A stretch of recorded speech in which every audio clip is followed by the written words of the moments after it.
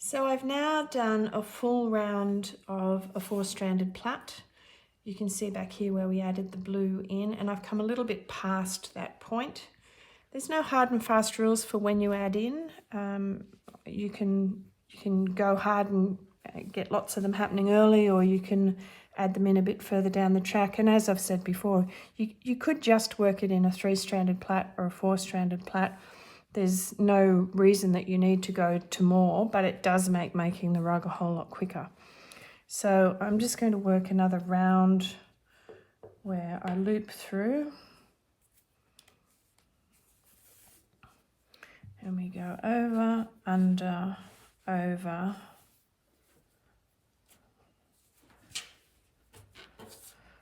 and loop through. Where does it want to come through? It looks like it wants to come through there. Back through the same loop again.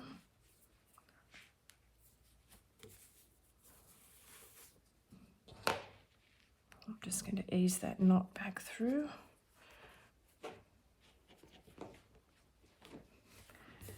And then over, under, over. You can see how loose that is, and that's really easy to tidy up.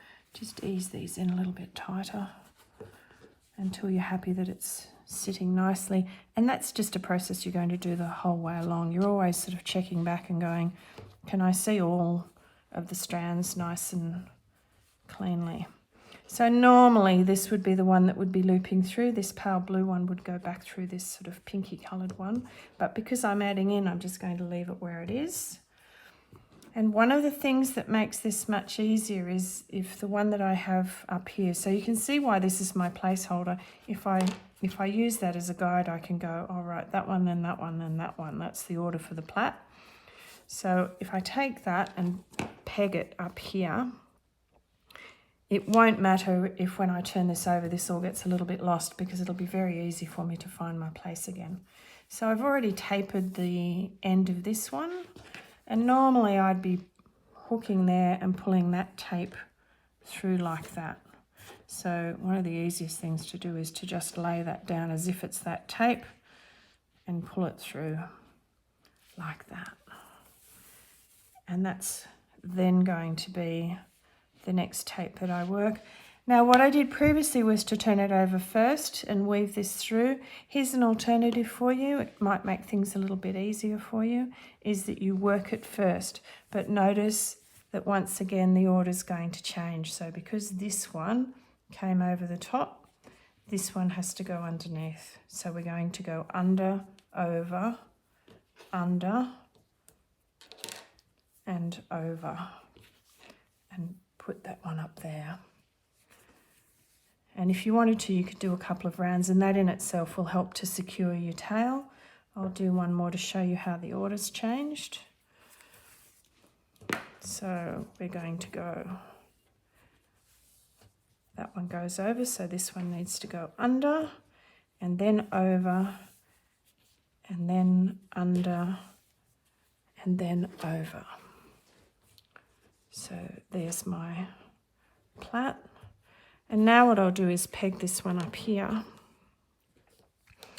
and weave this one back in. So you can see very easily, just poke it through using your fingers. Make sure that you're happy with the way that's sitting on the front of your rug, and then turn it over and weave it through. Now the only reason to do this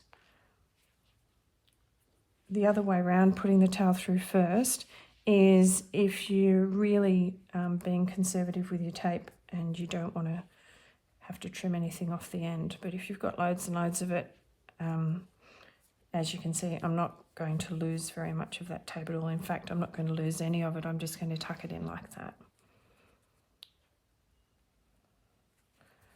And that gives me a nice, neat finish on the back. And then when I turn it over, I can unclip it, and I know that that's the one that I can use to figure out where I'm up to. So I like to turn those seams under like that. And now let's have a look at how this works. I'm going to pull it through that one.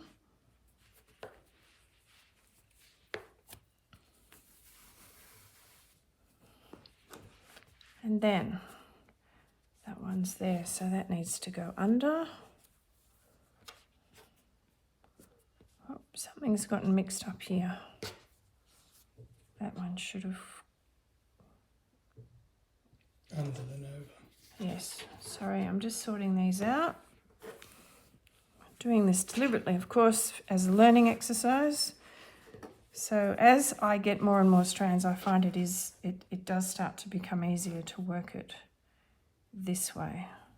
So under, then over, then under, then over, and put that one up. And then this is the next one to loop through.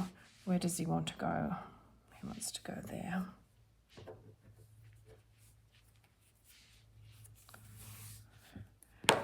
Then under, then over, then under, then over. Pull that one down, and I'll just continue to work that all the way around. Now, once again, I'm not going to be adding another one in. I actually think I've added in a bit early. This, you can see the sharp angle that this is at. It's struggling to come around the corner comfortably. But we'll keep going, we'll see how we go. It's probably just a case of doing a few rounds of doubling up in the same hole, and it will bring itself around. And we'll see how that looks. But as I've said before, if you're unhappy with it, it's really easy to just unpick it and go back to where you were. So the more strands you have, the more complex it becomes, and the more important it is to make sure that this work stays nice and flat. So that's starting to look a little bit better, but I'm a bit concerned about how big some of these... Well, there we go. We give it a bit of an adjustment and it starts to sit nicely again. As I said, it's very forgiving.